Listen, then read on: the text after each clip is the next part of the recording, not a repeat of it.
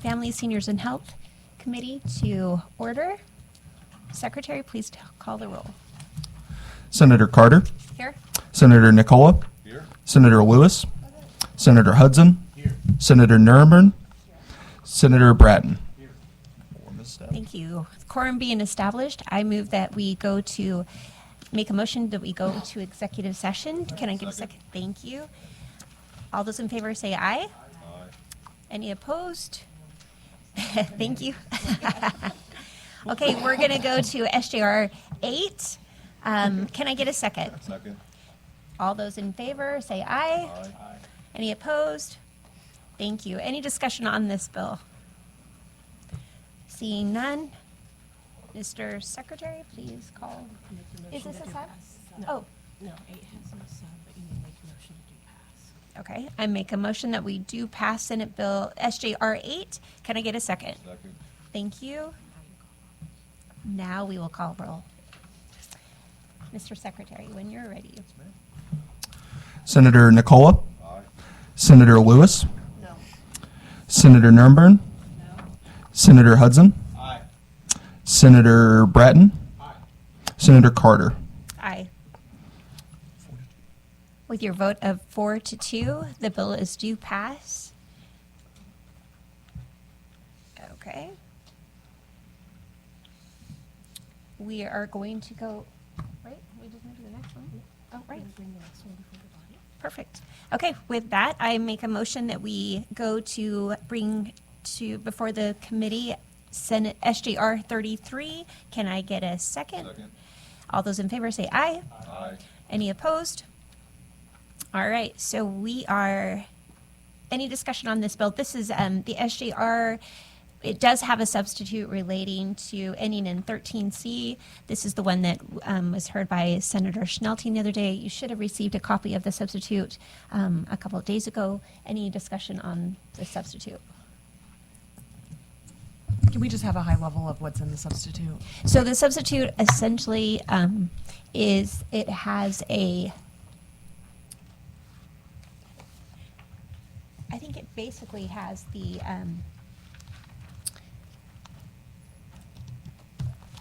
where if the Supreme Court says that some of those, yes, the severability clause in it. I can go over briefly what it says. It changes the 16 weeks to 12 weeks, changes may to a shall to remove shall, and remove shall following but in the second sentence of subsection 3. It repeals Article 1, Section 36, adds a new subsection 1 relating to medical ethics, modifies Section 2 to add a fetal anomaly exception, removes the requirement that the rape or incest be reported at least 48 hours, modifies subsection 2, no abortion shall be performed or induced, to an abortion may be performed or induced, adds language to subsection 3 granting the General Assembly the authority to enact laws to regulate abortions, abortion facilities, and abortion providers, adds language to subsection 4 prohibiting abortions in cases of prenatal diagnosis of disability in the unborn child except for fetal anomalies, adds exemptions to the prohibitions on the use of public funds, adds language in subsection 6 relating to consent, including parental consent, adds language in subsection 7 prohibiting fetal organ harvesting, removes language relating to the provision of negligent care, and modifies the ballot summary language and adds the severability clause that we just talked about. Did you Okay. get a copy of this? Yes, and I'm sorry, I was, I have it in front of me. I was looking for the summary, and for some reason I don't have the summary in front of me, but I do have the Senate Committee sub in front of me now. Help me out, where is the severability clause? That was in subsection 12. Okay. So obviously a lot of changes. Yes. Section 12. If you give me just a second, I'd like to find that. No worries. What page is, page 4?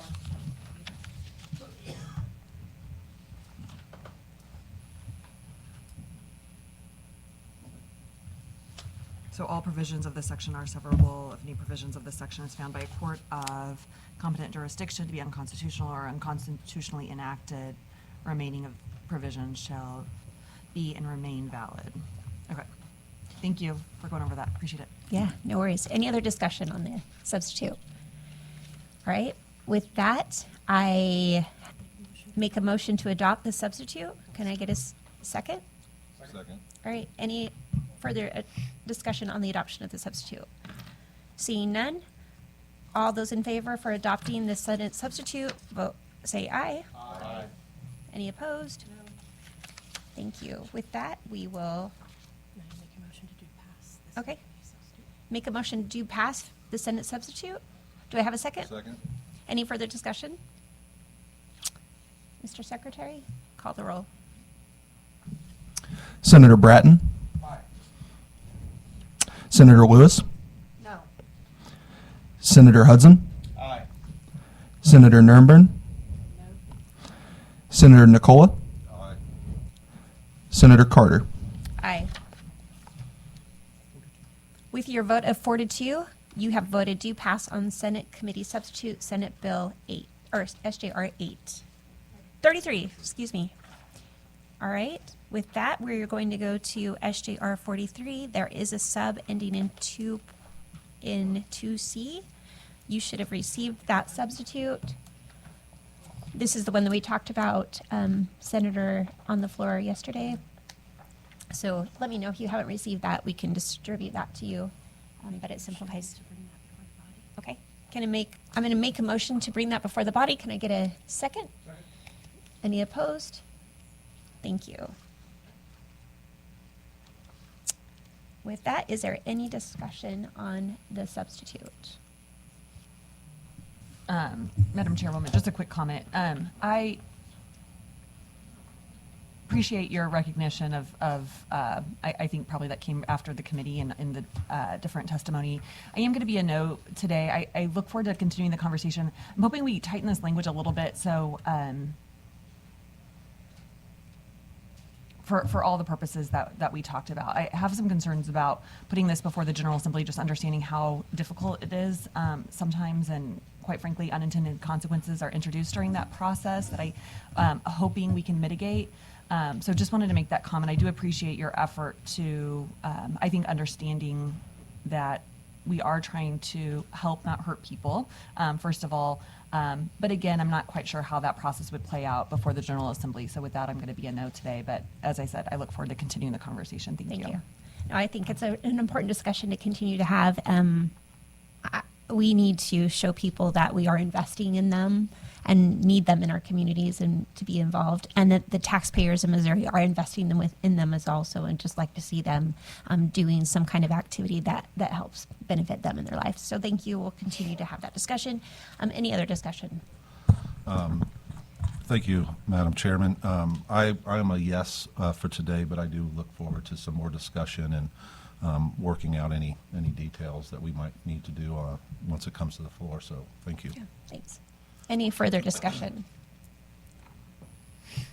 Senator Bratton? Well, I just want to thank you for bringing this forward. I think this is a necessary thing. I mean, I guess it's pretty profound that we've got to pass that we require work of people. So look forward to working with you to make this. I think it needs to be stronger, more spelled out, but happy to work with you, and thank you. Thank you. Okay, any further discussion on the substitute? Seeing none, I move that we do pass, adopt the substitute. Get a second. Second. Okay, just a second. Yeah. Okay. We don't need to discuss it again? No, you're good. Okay. Just all in favor. Okay, so all in favor say aye. Aye. Any opposed, say no. The ayes have it. I now move that we do pass Senate SJR43. Do I have a second? Second. Thank you. Any further discussion on do pass motion? Secretary, please call the roll. Senator Bratton. Senator Lewis. No. Senator Nurnberg. No. Senator Nicola. Aye. Senator Hudson. Aye. Senator Carter. Aye. With your vote of 4 to 2, you have voted SJR43 do pass. With that, I make a motion that we leave executive session. Can I get a second? Thank you.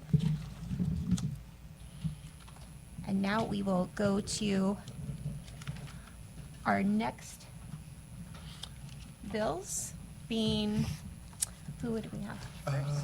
I think we had SB100. Okay. Senator Cierpiot, we will hear your bill first. This is a Senate bill. Yes. Senate Bill 100. When you're ready, please begin. Thank you, Madam Chairman. Thank you, committee members. For the record, I'm Mike Cierpiot from the 8th Senate District, the eastern side of Southeast Jackson County. I'm here today to present Senate Bill 100. Senate Bill 100 is actually a simple concept. Once a birth certificate has been issued, the sex can't be changed without a medically verifiable disorder of sex development or intersex. The reason this is needed is because some courts are making decisions based partly on modified birth certificates. A birth certificate is a historic document that states facts on the day you were born. The date, place, and sex are facts, nothing more. Once noted, they should remain. The only exception should be the rare case where a baby is born with a verifiable disorder. This bill doesn't address someone transitioning or as an adult or otherwise. Someone can do that, but that doesn't alter the fact of their birth. The reason I filed this is because the school district in my area lost a $4 million lawsuit. Most of it was based on the fact that this child had had their birth certificate modified. In fact, that case is before the Supreme Court right now on appeal. They heard it a couple of weeks ago, and so that's what this is for. I'd be happy to answer any questions. Thank you, Senator, for bringing this forward. Any questions for the senator? Senator, thank you so much for this bill, this legislation. I appreciate it, and good job. Thank you. Thank you. Any other questions for the senator? Senator Lewis? Good morning. Morning. Glad to see you made it in. I did. Can you elaborate on the lawsuit? I'm just not familiar with It it. was in Blue Springs School District. Okay. They had a girl that was transitioning, and she sued because they did not let her use the bathroom facilities. They had a single-sex bathroom for her to use, but she sued after she got out of school. And a jury, I think, incorrectly awarded her $4 million. The judge reversed that. The trial judge, the Western District, then reinstated it, and now it's before the state Supreme Court. Okay. Okay, thank you. Any other questions? Good morning, Senator. Good morning. Would you explain what the process is now for somebody to change their birth certificate? I honestly don't exactly know what. What I've been told, you appeal, you make a court presence. You make your presence in a court, make your suit, and Okay. depending on the judge, I don't think they have a clear rule. That's what this is intended to do, give them guidance. Okay, and then how many birth certificates are changed in the state of Missouri? I don't know. I will know that by the time we get to the floor. Okay, yeah, I'm just kind of curious in terms of the. I don't know if scope of anybody this. tracks that actually, but I will certainly look into Yeah, it. if this is something, the only time I deal with vital records typically is when there's issues on birth certificates, and those, I think they've made a lot of progress in recent years in the department to help with some of the difficult situations with birth certificates, right? We have Right. names that are misspelled, we have parents that can't be added Right. because, if you're not married and you have a child together, you have to sign the affidavit in the Right. hospital, and all of that takes time. Well, I know that some of those were delayed 6 to 8 weeks. Well, I've had the department reach out to me because, like you said, there's mistakes made. They have some language I'm going to add that allows that kind of thing to happen. Okay. And if the department's here, hopefully I can ask some questions too, just for informational Okay. purposes to better understand the process today. Because what I know it's difficult as it is. Obviously, I'm not in support of this bill for many reasons, but I also want to understand the impact on the Sure, department, I and the understand. Department of Vital Records as well. Because so- if birth certificates are flexible, I could be 35 again, I guess, if I get my date changed, not just the sex. So this sounds ridiculous, but who knows in 20 years where we'll be. Okay. Well, I look forward to probably continuing the conversation with different witnesses who are here. But thank you, Senator. Thank you. Senator, one quick question that I have. Do you know what the birth certificate application looks like right now? I mean, is there a space for that right now? There has been some conversation as to what it looks like in Do you mean as far as the sex part? yes. I'd assume it's male, female. I don't know that they have any other options.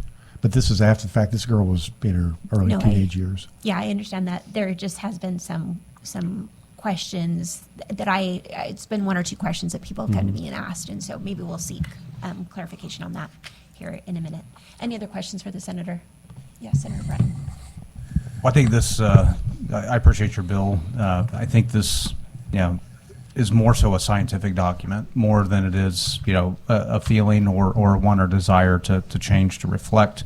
I love history, love archaeology, and I always, I'm fascinated by these archaeologists that dig up these sites, and they can tell in skeletal remains, they know, that this was a 17-year-old female. So we can try to change all the documentation that we want, but scientific fact remains, and 1,000 years from now, you'll be able to tell someone's sex. And that's what this is. This isn't a reflection of feeling or desire. This is a factual document for somebody that will follow them for their life. I would love to see, I think we need to also look into the Department of Revenue, because I've heard that they've started to change sex as well on a document like a driver's license. So I think that not just the birth certificate, but I think even a driver's license also needs to be reflective of what their birth certificate is. I appreciate that. The only thing I would say is a birth certificate is a historical document. If somebody wants to change things later in life, this is kind of quiet on that. That's something that's more in line with driver's license stuff, but that's something we can certainly discuss. Yeah. Right. Any other questions for the senator? Seeing none, we will start with our first witness in favor of Senate Bill 100. Anyone here to testify in favor?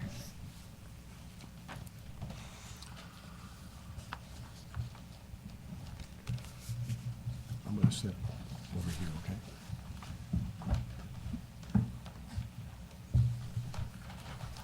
Lisa Panett with Armorvine, and we just want to go on record in support of this legislation. Thank you. Any questions for the witness? Seeing none, thank you. Next in favor?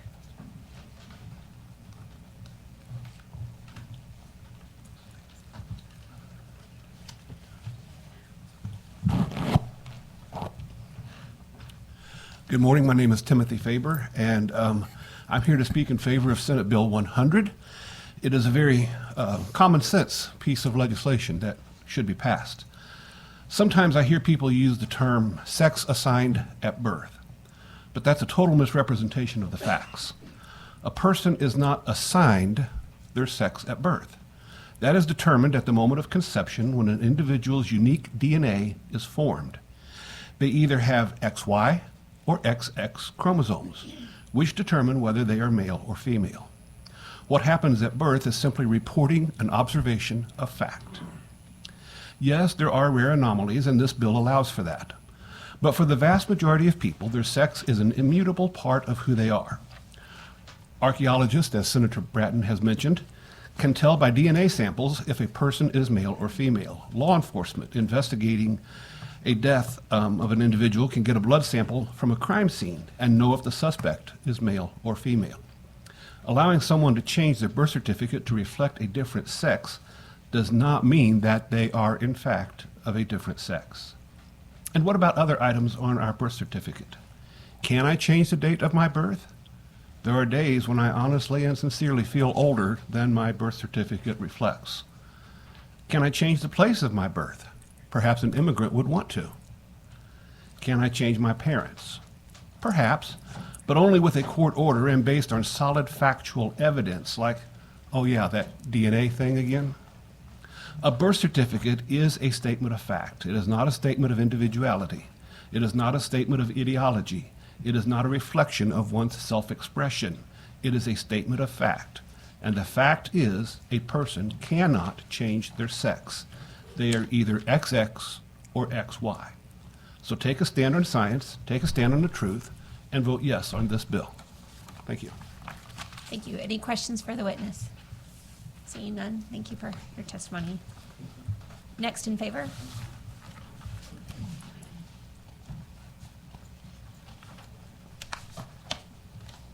Bev Allen. Thank you, Madam Chairman, members of the committee. Bev Allen with Liberty Link, Missouri. What he said. Thank you. Any questions for the witness? Seeing none. Thank you for your testimony. Next in favor?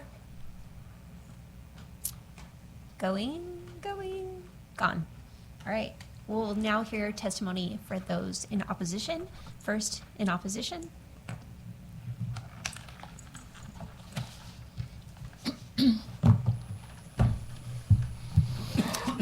Good morning. My name is Dr. Sharon Dunsky Vermont. I'm a general pediatrician in a suburb of St. Louis, Missouri. I'm here representing myself. I do not reflect the views of any hospitals or medical institutions. I am a general pediatrician, so I see kids from birth through college, but I also have significant expertise in transgender health. I've been working with trans youth for almost a decade, so I have a lot of experience with this. What I can tell you is that we know that there are many times when the sex that is assigned to someone at birth is incorrect. People seem to think that being intersex is rare, but that's actually not the case. Intersex means that someone is born where there's sort of an ambiguity in their chromosomes or genitalia, so their appearance doesn't look like we typically expect someone who is male or female to look. And so at birth, it's often unclear whether an intersex person should be considered male or female based on their genitalia.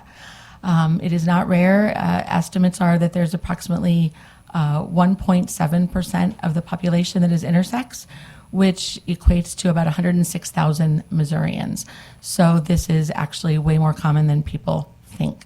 There are many causes of being intersex. It can be chromosomal and genetic. It can be due to deficiencies in different enzymes that prevent genitalia from developing in the way that we typically consider to be normal. Many people that are transgender find out at some point in their life that they are actually also intersex, although you do not have to be intersex to be transgender. A birth certificate reflects the date of someone's birth and the time of someone's birth, and that is obviously unchangeable because it's documented when someone is born. It's also documented who their parents are usually and the place of someone's birth. That cannot be changed. I'm turning 56 actually in about an hour. So happy birthday to me. That cannot be changed on my birth certificate because it's documented when I was born. However, at the time of somebody's birth, we do not know how they feel and how they will feel later on about their gender. Sex reflects genitalia. Gender reflects the way that people see themselves in terms of male, female, or somewhere in between. Laws are meant to keep people safe. And changing a birth certificate, the ability to do so is actually about safety. If I present as female, but my birth certificate says male, and I go to get a job, and my soon-to-be new employer looks at my birth certificate and sees male, and I'm presenting female, that can cause a lot of problems. People have been attacked, bullied, even killed because their documents don't reflect who they see themselves to be. And if we have laws to keep people safe, we need to make sure that their documents reflect who they see themselves to be. We know that being transgender is real. We know that gender identity is solidified in the brain between ages 4 and 6, and that somewhere between 0.7 and 3% of the time, that gender identity does not match the patient's sex assigned at birth. Not allowing somebody to change their birth certificate will also cause people to be outed as transgender, which again can be very dangerous. Again, people have been killed when others have found out that they are transgender because unfortunately in our society there is a lot of hatred against people who are trans. We also know that through many studies that trans people have a high rate of suicide attempts and depression and anxiety. but many studies have shown that when people's documents, including IDs, but also specifically birth certificates in this case, when those documents reflect a person's gender identity, the rates of suicidality, suicide attempts, anxiety, and depression goes way down. Again, laws are here to protect people and keep them safe. So allowing someone to change their birth certificate will keep them safe, both physically from bullying and hatred and being attacked or killed, and also mentally allowing them to have decreased rates of mental health issues. You know, it's currently very hard in Missouri to change your birth certificate. Not many people do that because according to the way the law is written right now, you have to have genital surgery in order to change your gender on your birth certificate. So it's not like people are flocking into the courts and changing their birth certificates all of the time. It doesn't really make sense to have a law that would prevent people from changing their birth certificates when it's really already sort of a non-issue, because this is not something that is happening very often. And when it does happen, it actually saves lives by allowing people to live in a way that they feel comfortable with who they are and to have less depression and suicide attempts. So this is a safety issue, and I think that passing a law that would prevent someone from, reflecting who they are as a person, that's just putting those people at further risk for mental health issues and from being bullied and attacked and not accepted by the rest of the community. Thank you. Thank you for your testimony. Senator Bratton, you had a question? I did.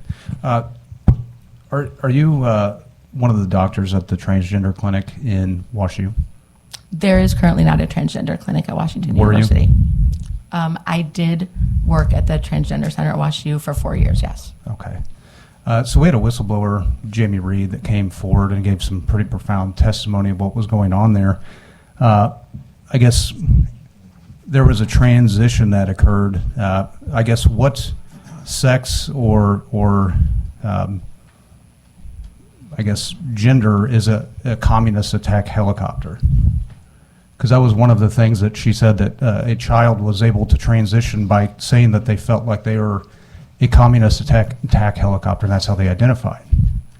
And it was under oath and under penalty of perjury that she gave this sort of testimony. So, I mean, you smirk and you laugh, but I don't find that funny, that we have doctors literally performing these surgeries on kids Well, so what I that can tell identify as an object, yet still move forward with these sorts of things. So several responses to that. Number one, nobody is performing surgeries, gender-affirming surgeries on kids.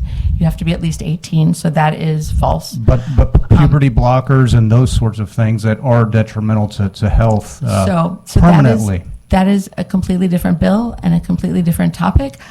We know those things to be safe, but I would love to meet you over But coffee and moving talk to you about forward that with at a later date. sort of a thing, I guess, is just unbelievable. After can- reading the report from the clinic that you worked at, Yes. from a whistleblower. So I can also tell you that Jamie Reed does not reflect the views of anybody that works in the clinic. Well, I would say that and- most places that have whistleblowers would try to say that too. So Yeah. thank you. Well, I can tell you that what Jamie Reed said about myself and other physicians there is not true. We work ethically. We work the way that we learned in medical school. We work according to our conscience, and we treat children when we know that they need medical care. And having people like you who are not medical tell us what is the best way to People treat our like patients us? to keep them happy is really upsetting. Are you because kidding me? I would People not like tell you us? how to be a senator, sir, and I would appreciate if you not tell me how to be a doctor. But I can just say Shop of that, horrors that is what was I can just say that we only treat patients with the highest regard for being ethical and for being safe and for protecting lives. And none of us at that clinic ever harmed a child. And none of us ever will, because we take an oath as physicians to do no harm. So I'm sorry that you have incorrect information. Again, if you would like to meet me over coffee sometime, I would love to discuss this with you further. But I can tell you that being transgender is real, and that we doctors save lives every day by working with transgender patients and allowing them to be who they know themselves to be. So thank you. Thank you for your testimony. Any other questions, Senator Nurnberg? Good morning, Doctor. Good morning. Thank you for being here. Of course. And Thanks for spending your birthday with us. Of course. You know what? advocate. I did it because this is extremely important, and that's why I'm here. Yeah, it's funny. I actually had the same conversation with my mom just recently. She's a physician, she's an attorney, she's in a lot of things that I haven't done and I haven't had the education to do. And the other day she was criticizing one of my pieces of legislation, and I said, Mom, you step into my shoes and you understand what it's like, right? Just like I recognize there's a lot of things in the medical realm that I don't know because I didn't have the training and I don't work with those patients every day, right? Yes. And so I do recognize that all of us play a role. As legislators, we have a responsibility to craft policy and pass appropriations for the good of the state of Missouri. And while often we come from different backgrounds and different experiences and different philosophical viewpoints, I think it's incumbent on all of us to listen to how our legislation impacts all Missourians. And I will be the first to admit I knew very, very little about this bill even before I walked in. I glanced at it, I read it in terms of okay, it's something dealing with not being allowed to change birth certificates. I honestly don't know anything about how that process plays out today. So my question really comes from what perked my interest when you said that this is about safety and how important it is to have accurate documents to show who you are. I mean, I can't tell you how many times, and this is something very minor, right? I look like a woman, I identify as a woman, but if I give my driver's license, right, if I still get carded once in a while, Yes. right, and everybody's like, your hair is completely different, that doesn't look like you at all.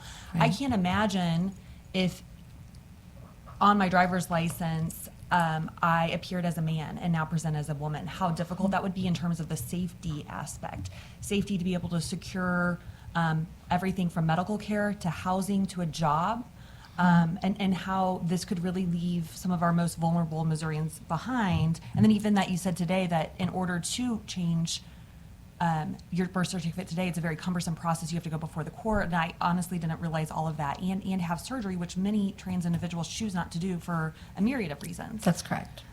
So just, again, if you can specify in terms of how does this denying accurate documentation impact health outcomes?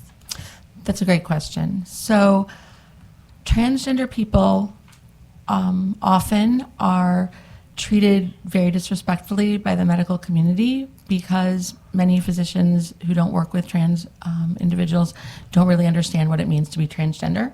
And so, many trans individuals don't seek medical care, don't go to the doctor because they are afraid of being treated unfairly, of not receiving good medical care, of being discriminated against. And so I actually know of some cases where people who were trans had serious diagnoses such as cancer made extremely late because they were afraid to go to the doctor when their symptoms began. If you go to the doctor, you're always asked for your ID. And if your ID says male and your picture looks male, and now you're presenting, say, like I do or you do, very feminine, many offices may think that this is not actually the correct person and refuse to see them, which increases mental health problems, mental health disparities, suicide attempts, suicidal thoughts. When you have an ID or a birth certificate that reflects who you are, life is much easier. Getting a job is easier, getting a home is easier, getting medical care is easier, going to school is easier. When you have to go before people and try to justify your existence and justify who you are in order to get the basic necessities of life, it puts people in a terrible situation where they almost don't want to function anymore. And many of these people do attempt to take their own life. You know, having a birth certificate that reflects who you are doesn't harm any of you or anybody else. I'm not really sure why this is even an issue. I mean, none of you look at my birth certificate and, you know, you accept me as being female. You don't know what sex I was assigned at birth. It doesn't really matter. But it does matter to the people who have transitioned because that birth certificate reflects their identity, and everybody wants their identity to be recognized and accepted. And when it's not, people kill themselves. And so if you all want to be held responsible for people's deaths, then pass this bill. But if you all really care about Missourians and you really care about people and human beings, then please allow people to be represented on their documents and their birth certificate by who they know themselves to be. This does not affect any of you at all. Doctor, I know we are pressed for time, and there's obviously a lot of folks that want to testify this morning, but thank you for being here. I, unfortunately, like many members of the committee, I know we are in multiple committees at once, so I'm going to have to step out, but appreciate your testimony, and I look forward to learning more from you, so thank you. Thank you. And that offer to meet over coffee and talk about this extends to all of you, including you. So just hit me up, Dr. Sharon Vermont. Thank you. Yes. Senator Lewis. Happy birthday as well. Thank you. Can't think of a better place to spend a birthday. You know what? This will be a birthday I'll never forget, to be honest with you. So thanks for coming, and I appreciate you being a physician. And when we talk about just being in the healthcare, like you're bound by your oath. Absolutely. Your board. Absolutely. So if there's any sort of issues, and there's been some discussion about science, and I'm glad that we're talking about science and supporting science. I have an issue, and I'm a nurse by background, but Okay. Great. but not promised. Again, never practiced in the pediatric world or anything Sure. like that. But I do still have concern when there's like an overreach of what we're doing here that doesn't allow you to practice and tend to the kiddos and that. Sure. But when we're looking at like the document and how this might hinder, science in the healthcare, have you read are you familiar with the bill? I'll read you this. What I'm confused about is this scientifically accurate or medically accurate? They're talking about on page 3, sub 9, medically verifiable disorder of a sex development. Is that a medical term? So differences in sex development is another way of saying intersex, meaning that somebody, their body has genitalia or other sex organs that are typical of both male and female individuals. And so it is often impossible when an intersex person is born to know even what sex or gender marker to give that person. Some people are born with genitalia where you look at them and cannot tell, is this a clitoris or is this a penis? And that is real.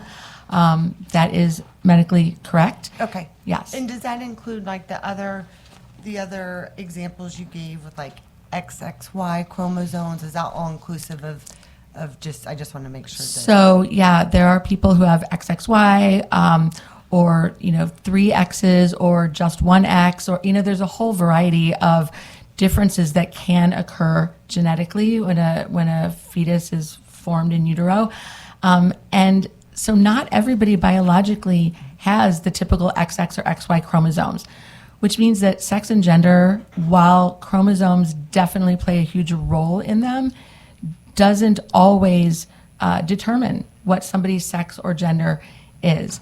And I'm sorry. I really appreciate that. I know that.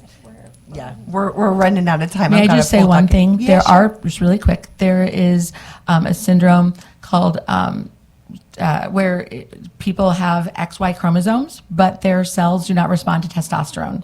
So they look as feminine as I do, but chromosomally they are XY, meaning male. And so again, chromosomes do not always tell you the entire picture. We also know, you all talked about history and archaeology and all that. We know that intersex people and transgender people have existed for thousands of years. And thank you so much. And I just want to appreciate your comments, and I certainly support the life, liberty, and pursuit of happiness for all. I just have a brief comment maybe, and Absolutely. don't want to open up. We are running really short of time. So I would like for you, having lived in that world for quite a while, for you to be able to share the statistics of how many doctors refuse to see someone based on their ID, their birth certificate, or their sex. Yeah. It's alarming, or it would be disturbing to me as a woman to know that a doctor won't see me simply because I'm a woman. Yeah. I would like you to be able to verify that is happening and Yes. what the statistics are to that. So just like we don't know how many birth certificates are being changed have gender being changed, and I verified online that is true. We don't know those numbers. We also don't have statistics for how many doctors are refusing to see patients. It makes it difficult then to say and accuse doctors of not seeing someone based Well, on their sex or their ID. I don't Absolutely. wanna open, I have talked with people who have refused to see patients, thank you and for so your I can testimony. verify that it is happening. we're going to have to wrap up. So if you could share those statistics, I'd appreciate it. And then Those don't exist. Okay, so let's not imply that they do. So they- thank you for your testimony. It actually happens. We just don't have statistics. Against. And next against. We're going to limit time now to 1 minute simply because we have 3 other bills to get through.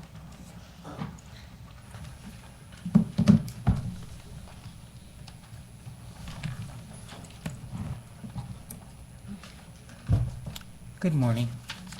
Good morning. Hi. My name is Jordan Braxton, and I'm from St. Louis, Missouri. And the doctor just told you about intersex and what that meant. So, I am an intersex person. I'm here to let you know that intersex people do exist. We live, we breathe, we work, we pay our taxes, and we just live like you all live. And I also happen to transition. I'm a black intersex trans woman. I'm also a proud Missourian. I was born in Kansas City, went to school in Springfield, and now live in St. Louis. I've always been a proud Missourian. I love the state, but I'm just not happy with it right now. And the reasons I'm not happy with it right now is because there are laws and bills out here that would not allow me to exist. First, you don't think I'm intersex, and you don't think that transgender people exist. Transgender people have existed through centuries, and we're really not going anywhere. And if these laws go into effect, let me share a personal experience with you when I went through TSA before I got my IDs changed. Honestly, there are a lot of people here. Okay. We would love, if you have your testimony with you, we'd be happy Okay. to distribute that to the rest. I don't mean to be rude or blunt, but you do have a lot of people here Okay. to testify as well, and we have 3 other bills to get through. Okay, 15 minutes, I just wanted so- you to know that intersex people do exist. Thank you. Even if you have that digitally, feel free to email it to me. Okay. I can get that distributed to the rest Yes, of if the you members as give me well. your email, and I'm happy to sit down and talk with any Thank of you. you. Absolutely. Thanks. Next against, we're probably going to just hear 2 more opposed, and then we're going to move to the next bill. 1 minute. I'll try.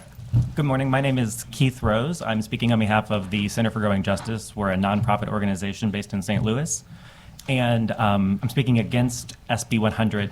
I would really love to talk more about this. I am one of the very few experts on this exact topic in St. Louis, in Missouri, and I will make myself available throughout the day to answer your questions about how exactly this works in vital records.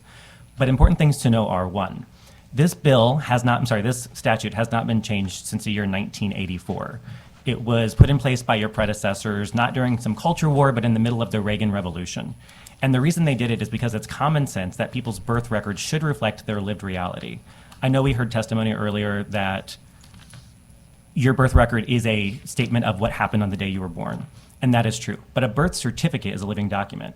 I myself have helped change thousands of birth certificates. Every time you change your name, you amend your birth certificate to reflect it. So for that reason, it's very important that we have... 5 seconds. Yes, ma'am. That we have our records reflect that. Also, I'd like to talk about how rare this is in Missouri. So the surgical procedure requirement is an extremely high bar. And so we have very few judges who are actually willing to take these cases. And in the last 3 years, it's actually been reduced. Thank you for your Yes. testimony. So I just want to repeat that this is not actually a problem You in can Missouri. submit your testimony online, and we can, Yes. yeah, Thank briefly. you. Thank you so much for being here. And I just want to thank you. I know the weather was terrible, and we've got a room full of people who've wanted to testify. I find it very disappointing that we're not giving you all the space and the time. Other bills, a hearing last week, we had overflow, 3 hours plus. So I am a little frustrated of how this is going, and just wanted to express my frustration. Thank you. I appreciate that. As someone who's an expert on this, it is frustrating that although members of the committee have said they do not understand this process, that I won't be able to explain how it actually works in reality whenever we implement this legislation. There's other senators. You're happy to go and visit with them after the Yes. hearing. But yeah, we do have 3 other bills that we've committed to, and other senators that are waiting to have their bills heard. So thank you. Should have shortened the testimony at the beginning. Hi, I'll keep it to a minute if you would give me that 5-second warning. My name's Heather Welter McCabe. I'm here testifying in opposition. I'm here in my personal capacity. I also happen to be an associate professor at the St. Louis University School of Law, where I do research on public policy and its impact on the public health of LGBTQ communities. And I wanted to specifically talk about my concern with Missouri considering this bill, which I believe not only may harm transgender folks, but will open our state up to costly lawsuits. And that money could be used for things like infrastructure, schools, or other important priorities that I know you all have for the state of Missouri. There are only 8 other states that forbid birth certificate changes even with surgeries. And one of those states is entering its 3rd year of costly litigation with the case Fowler v. Stitt, and it's defending their ban on amending birth 5 certificates. seconds. So I hope that that you will consider that. If you pass the bill, I do believe that it's highly likely that we will be following a similar path of costly litigation, a cost that could be avoided by Thank doing you. the right thing. Thank you for your testimony. Appreciate it. Make sure you leave your witness form, and if you would like to leave your digital testimony or send it or a hard copy, you can do that as well. Thank you. Okay, thank you. That concludes our hearing for Senate Bill 1. Oh. Well, for this, okay. No, I should have been doing that. That concludes our testimony for Senate Bill 100 with Senator Cierpiot. Yes, please leave your witness forms. Thank you. Yeah. Yes. All right. Mike, any concluding comments?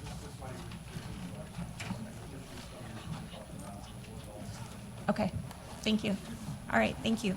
We'll now hear Senate Bill 17 with Senator May.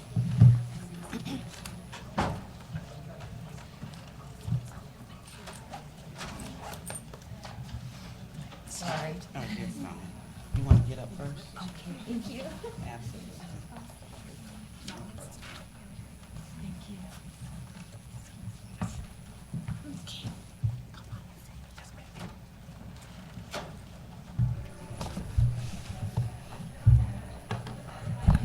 Senator, begin when you're ready. Thank you. Good morning, Madam Chair and members of the committee. I am Senator Carla May, representing the 4th Senatorial District. In this country, there is an ongoing opioid epidemic and its impact on communities, families, and healthcare systems. This bill will help to enhance patient safety and inform decision-making regarding opioid prescriptions. This bill will require practitioners to consult with patients about the risk associated with opioid use and discuss alternative pain management options before issuing initial prescriptions and the 3rd prescription in a treatment course. It's the initial prescription and the 3rd prescription. The importance of documenting these consultations in the patient's medical record ensures accountability and continuity of care. The legislation empowers patients by ensuring they are fully informed about the potential risk of opioids and the availability of alternative treatments. These consultations will foster open discussions between patients and healthcare providers, enhancing trust and collaboration in treatment plans. These provisions do not apply to patients in hospice or palliative care, long-term care facilities, or those receiving treatment for cancer and substance abuse or opioid dependence. Ensuring the vulnerability populations continues to receive necessary pain relief without barriers, I urge fellow legislators to support Senate Bill 17 as a crucial step in combating the opioid crisis and improving healthcare practices. Senate Bill 17 as a bipartisan effort to protect individuals from the risk associated with opioid use. Thank you, and I'll be happy to take any questions. Any questions for the senator? Seeing none, thank you for your time. First in testimony in favor of this bill, Senate Bill 17. Anyone here to testify in favor?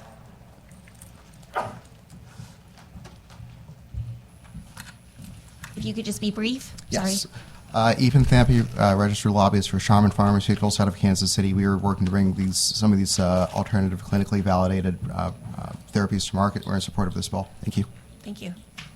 Anyone else here to testify in favor? Seeing none. Anyone here to testify in opposition?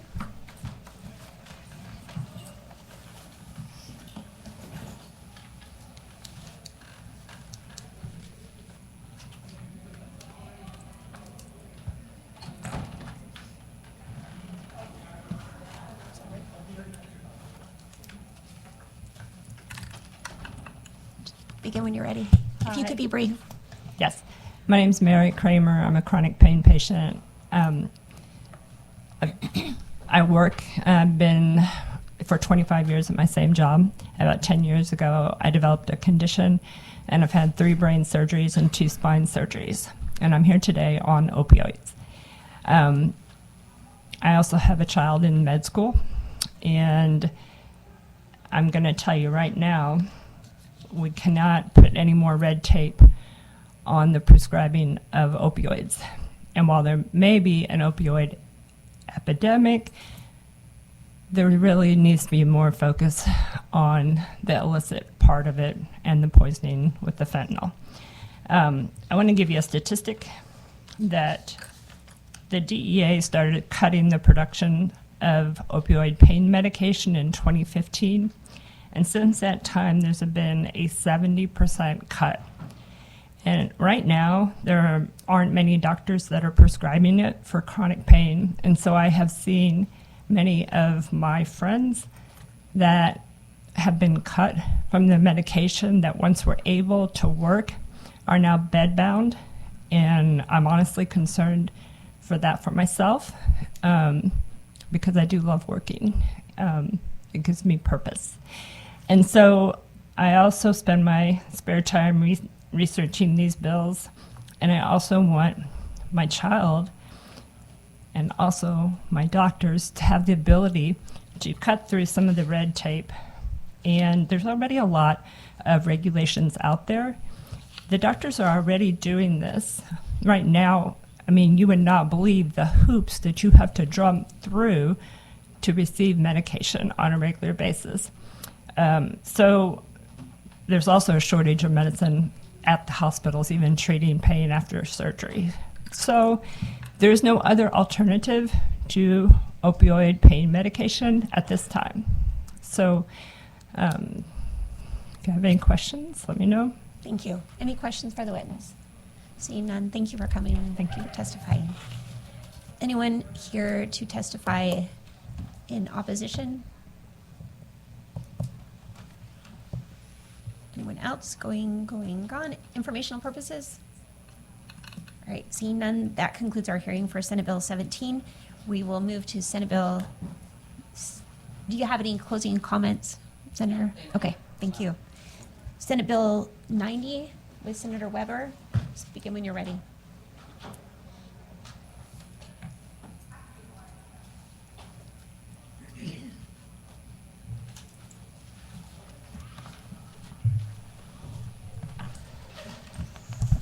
Thank you, Madam Chair, members of the committee. Stephen Weber, representing the 19th District in Boone County, here to present Senate Bill 90.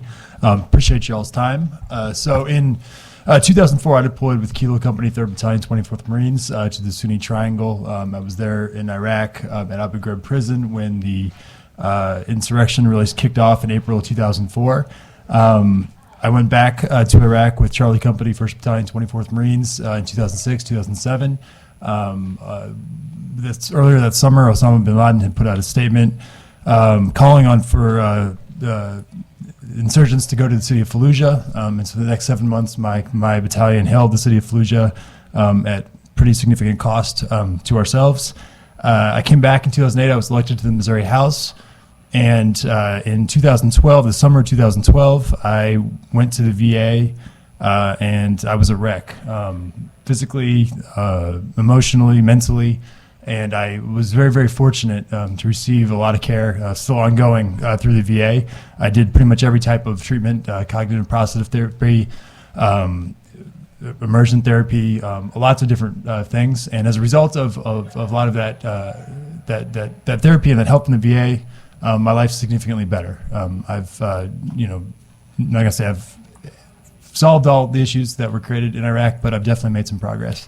And my experience through that has taught me a couple things. One, that PTSD for our veterans is a very real thing. And two, that with the proper treatment and help, you can get better and your life can improve. So I'm here to present Senate Bill 90 today, which is the legal framework for allowing research an experimental use of psilocybin, which is a naturally occurring psychedelic compound found in mushrooms, to potentially treat PTSD in Missouri veterans. I'll let some of our witnesses elaborate on the bill, but basically what it does is it sets up a legal structure for veterans in an improved physician relationship through a university, a hospital, or a federally approved contract research organization to be involved in these trials and to see if this is something that can help make life better for Missouri's veterans. I don't know that it will. There's a lot of reason to believe that there's promise in this treatment and that it could work, but the fact that it even could work and could make folks' lives better, to me, is enough reason to try. So that's why I'm here to present this bill today, and I have a few witnesses in support, and I just want to say thank you for your time. No, thank you for your service, Senator. And I just want to say, my sister, my family has a long history of people in the military, though I never served myself. My sister, my brothers, my father, on down the line. And it is something that some people in my family and others in my community have thought about going overseas to try to get similar treatments. So I'm curious about, that's about as much as I know, is that they have been looking into that. So look forward to the conversations you bring through this for our veterans. So thank you. Anyone, any other questions? Yeah. Excuse me. Just, I want to thank you for being here and for your service. I think echo the chair's comments. And also thank you for just sharing your personal experience. That's hard, I've heard variations of this bill throughout my years on the other side of the building. This is specific for veterans only. Is that your That's intent? correct. Okay. That's correct. I applaud that. I would like to have it for other people who experience PTSD, like first responders. But anyway, I think it's a good start. So If the committee wants to go in that direction, I would certainly be open to that. Okay. Any other questions? Senator, thank you so much for your service. Thanks for going over there and fighting in my stead. And I'm sorry that what has happened to you as a result, but thank you very much. Do you have some studies and some data, excuse me, on some of the studies that have been done on this use? I think there'll be some of the witnesses that present that information. Okay, great. And then going forward, I'm just going to voice my concern with this too, and it's very similar to with marijuana. I'm for whatever brings relief, but something like this concerns me that eventually it'll be sold right next to our marijuana on the street corner, and that's the path I see this going, and I just want to be very, very careful with that. But again, I just want to say I'm for whatever brings relief to people, but I do have some concerns with it. And Senator, I know you volunteered to serve as well, and thank you for that. Yeah, thank you. So quick question based on that, because that is something that I understand that overseas you have to, at least some of the facilities that family members have looked at, there is a doctor on hand. Like, this is not something that you just do by yourself. Is that correct? So the framework the bill sets up, you have to be an approved research study, either through a university or through a federally approved research contractor. You have to be under the care of a medical professional. There's limits to how long you can be exposed to this kind of a treatment, the amount that you can take, and it's controlled through the entire process under the framework that this sets up. Okay, yeah, no, just thank you. Any other questions? Seeing none. All right, we'll have our first witness. Hello, my name is Carl Shepard. I live in Columbia, Missouri. I'm a combat veteran. I'm a lifelong Missourian from Fayette, Missouri. I started my military career or experience in 2004, ending in 2012. In 2005 and 6, and in 7 and 8, I was on 2 tours in Iraq. I did route clearance. 21 Bravo is my MOS. It's a combat engineer. What we did was we drove around and looked for IEDs, set up a cordon, either retrieve it or detonate it on site, depending on. I was part of the invasion in 2008 of Sutter City. I experienced some really heavy combat, ambushes, and explosions.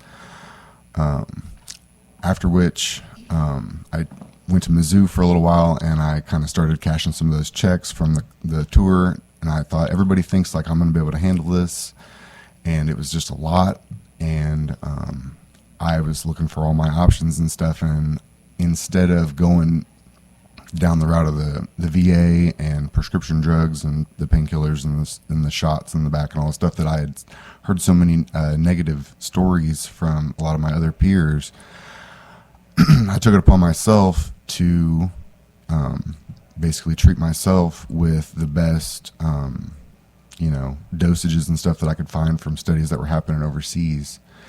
And as far as like what's on the street corner or whatever, it's all around us. Anybody that goes to these festivals, anybody that is already purchasing marijuana or any of these other things on the street corner. Also, even in head shops today, they are actually selling grow kits. I just want everybody to know that for the mushrooms. And so it's like, it's crazy around, but the thing that we don't have is we don't have our professionals practicing this medicine, doing it in a controlled setting, getting the data here in Missouri, keeping our veterans here and safe, right? I know so many people that have went to Peru, that have went to Mexico. These are $4,000 to $10,000 experiences. I know a guy that spent like $30,000 in Europe doing a study that's controlled by another government. The reason I'm here, not only to show you, a face, just like with some of these last witnesses, it's like we do exist, but the level of healing that I experienced through the route that I took cannot be achieved inside the current system. It just can't. I'm on no prescriptions. I'm on nothing. I am using coffee and rarely like a nicotine pouch when I'm on my computer, or whatever. But these other prescriptions they offered me, Ativan, I would never have been off of that rabbit hole. I believe that with all my heart. I wouldn't be doing jiu-jitsu. I wouldn't have the success. I probably wouldn't still be married to my wife. Like, it was bad. I don't drink alcohol anymore. I'm like 8 years sober from alcohol. And I was pretty close to worst case scenario. I was this close to going to prison. Like, I was on probation. I did a 90-day stint in county jail. And now I'm more law-abiding and more healthy and fit than I ever thought I could be ever in my whole life. And it's only because of this. And if we keep it out of the hands of the doctors, they can't practice. And if we keep it out of the hands of the doctors, the Missouri veterans are still going to have to be going other places for this treatment. Why are we doing this? We're already late, in my opinion. I've been doing this since 2022 up here talking to you guys about it. The fact that it's even still in a research study and all these things is problematic to me, but I'm here just asking, please, let's just go ahead and do this and get the ball rolling, and later, if we have to, we can come back for the first responders and stuff, because the guys I do jiu-jitsu with that are police officers and firefighters, PTSD is PTSD. I don't care where you got it from, it's so similar. And so anyway, I'll pass it on, but I appreciate it very much. I'd be happy to answer any questions or talk to you guys later.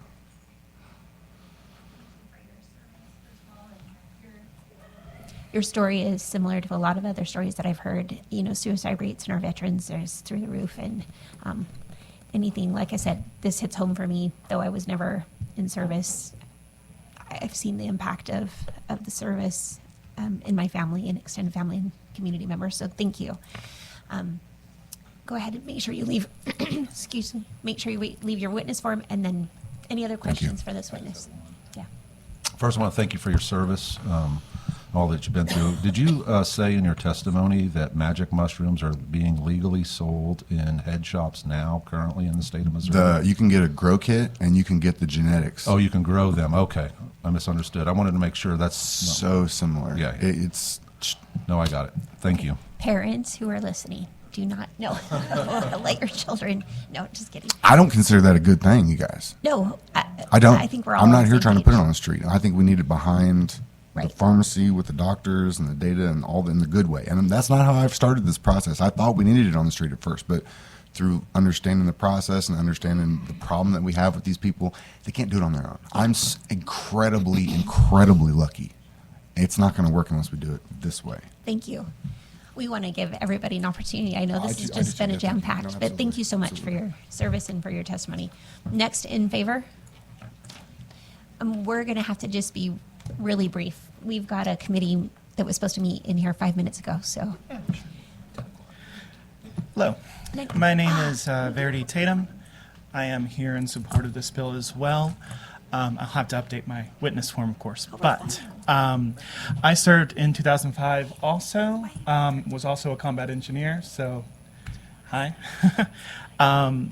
it was a very difficult time. We didn't have access to armored vehicles at that time.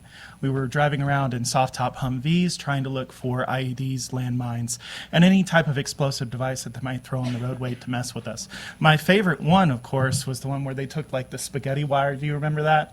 And they stretched it across the street with the tin foil. That was pretty nasty because that could be used for like daisy chain effects. You could set off one mine and the next IED and the next IED. And so whenever we saw that, it would usually occur during night. And I still have nightmares now from driving around at night trying to look for little tiny flashes of light from pieces of tinfoil. And that's what I see when I go to sleep at night. I see that because one of my friends, Dusty Carroll, actually passed away when we finally got access to armored vehicles in the middle of my tour. The explosion was so violent that the shrapnel liquefied the glass and spiraled through it. And when it exited the glass on the opposite side, it supercooled. When that supercooling happened, it shattered. It ended up killing Dusty and severely injuring my friend Christopher Lewis. It also injured Gullidge, and somehow to this day, my friend Specialist Dial, who's not a specialist anymore, but was back then, regrets sitting in the TC spot because when it supercooled, somehow this molten piece of metal went around his body and killed the people that were sitting next to him. And I guarantee you that he still has nightmares. If there is any chance that this can bring some relief to just Dial, not even me, or to that individual over there, then I am for this bill. Thank you for your time. Thank you. Any questions for the witness? Seeing none, thank you. Next in favor?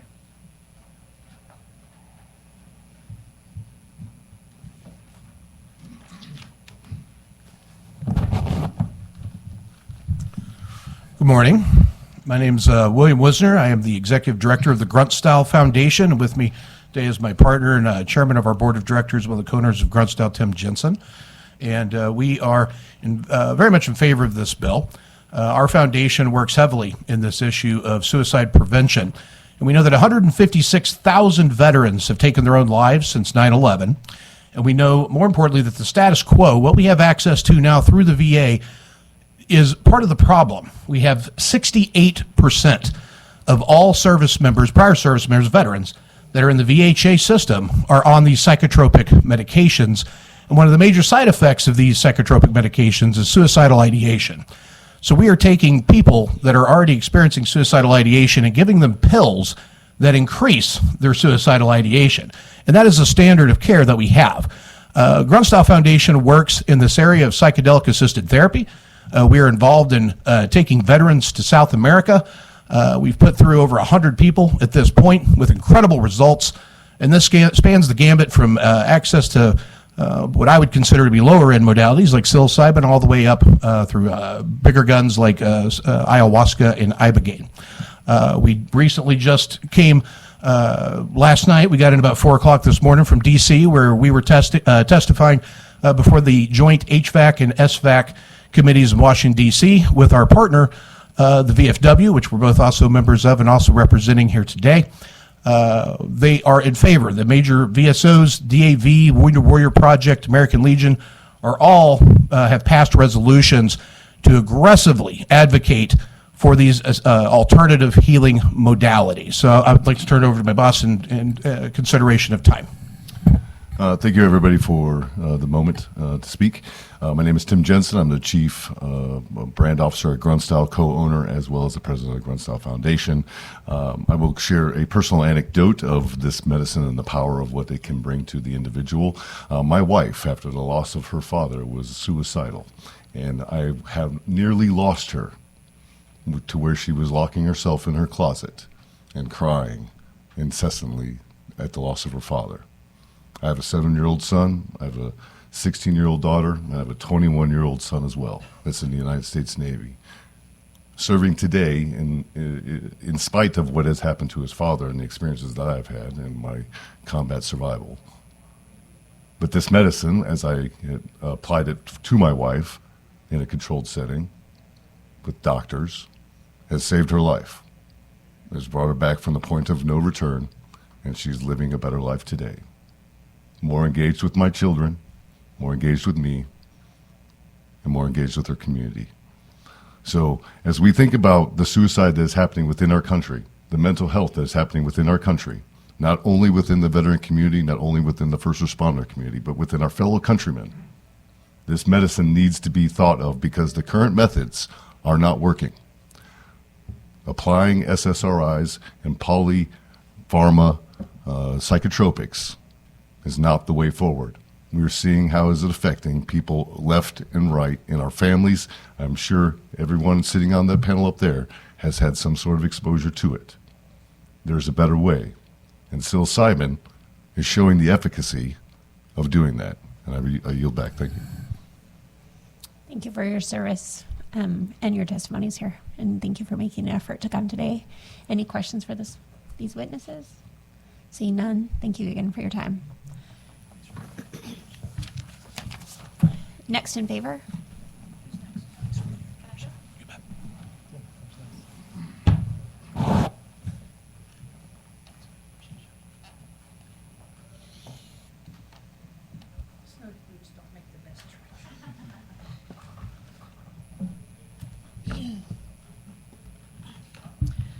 Thank you for hearing us today. I'm Suzanne Opperman.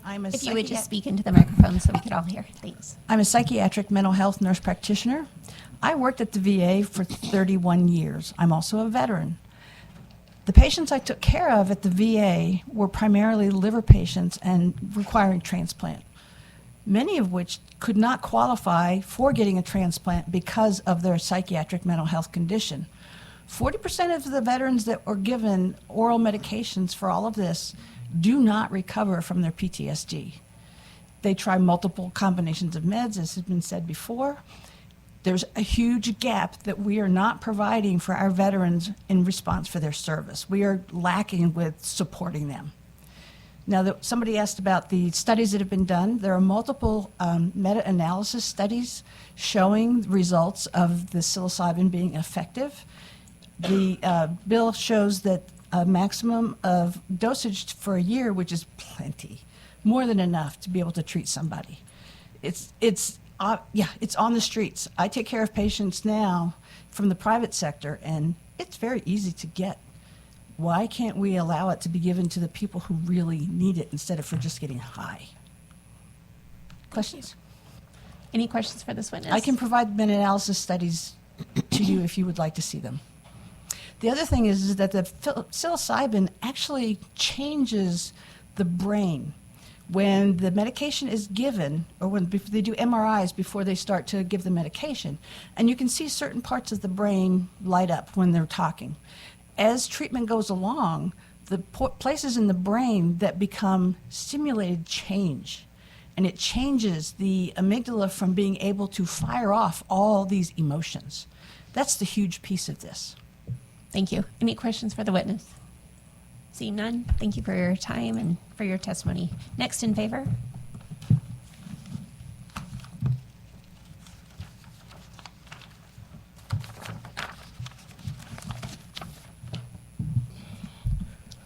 Madam Chair, members of the committee, Ethan Thampy, registered lobbyist for Midwest Psychedelic Training. I'm going to attach, I've got a handout for the committee. We've got a lot of information to share if should any information be needed to further substantiate the support for this bill. Thanks. Thank you. Thank you for your testimony. Any questions for the witness? Seeing none, thank you again. Next in favor? Anyone else? Going gone. Next, that concludes those in favor of Senate Bill 90. Is there anyone here to testify against?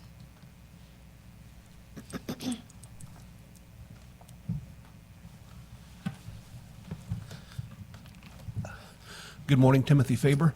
Let me start first by saying I appreciate you and all of our veterans. I've got a couple of nephews who are in the military, and I know some of the struggles they face.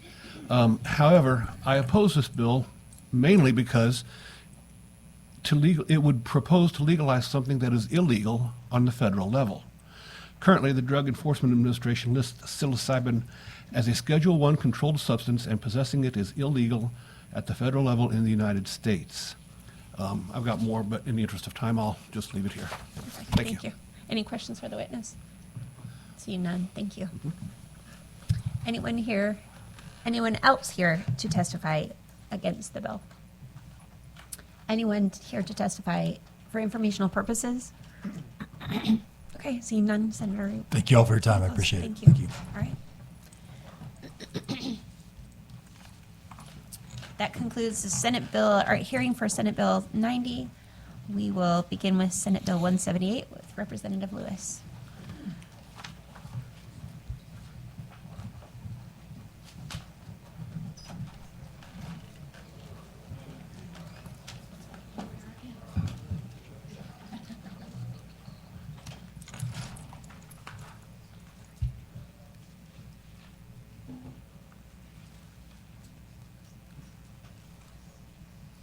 Begin when you're ready, Senator.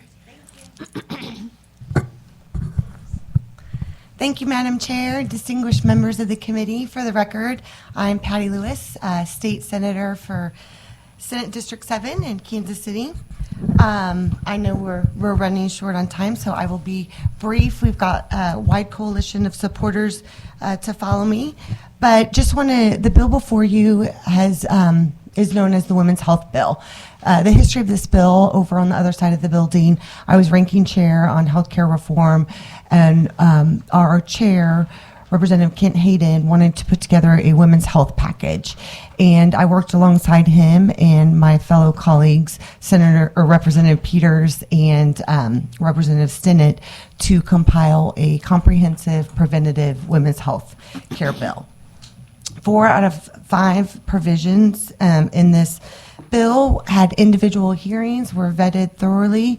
The only one that wasn't last year was for victims of sexual assault being transferred to the appropriate level of care, which was, something that everybody could get behind. This bill passed out of the House.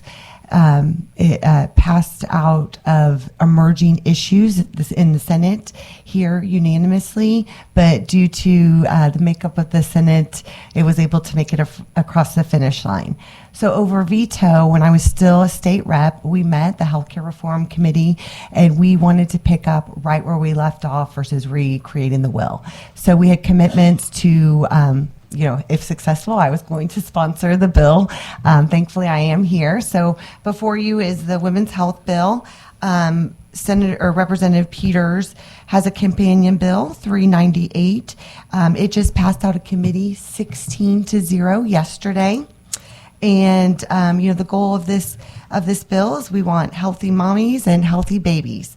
So this committee has already approved 4 out of 5 provisions last week in Senator Rusty Black's Bill 317, which includes additional prenatal testing, blood testing, updates to mammography notifications, updates to expedited partner therapy, and ensuring that victims of sexual assault get transferred to the appropriate level of care.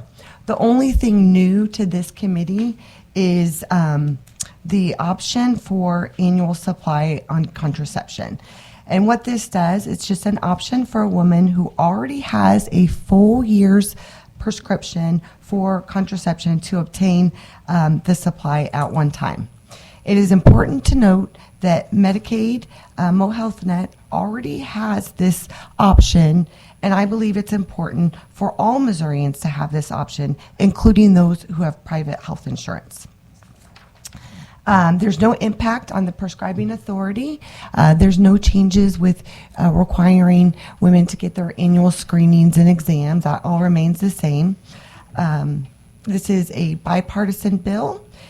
Similar language has passed in over 28 states, and I think this benefits busy working moms and women in rural areas with limited access to pharmacies.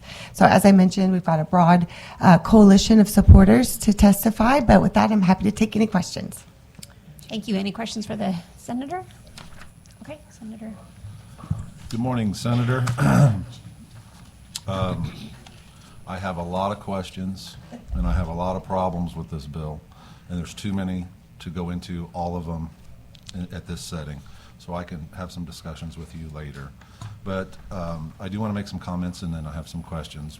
It's always concerning to me when we're removing physician care and just labeling a healthcare professional. So that is concerning to me as well. But on page 4, right in the middle, excuse me.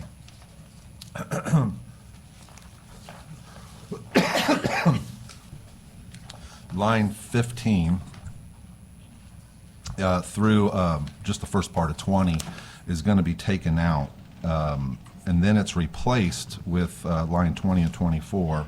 And it says, if a mother tests positive for syphilis, hepatitis B, hepatitis C, or HIV, or any combination of such diseases, the physician or person providing care shall administer treatment in accordance with the most recent accepted medical practice. And there's several of these words shall in here. So is this saying that if the mother is tested positive, she's going to basically be forced to take whatever?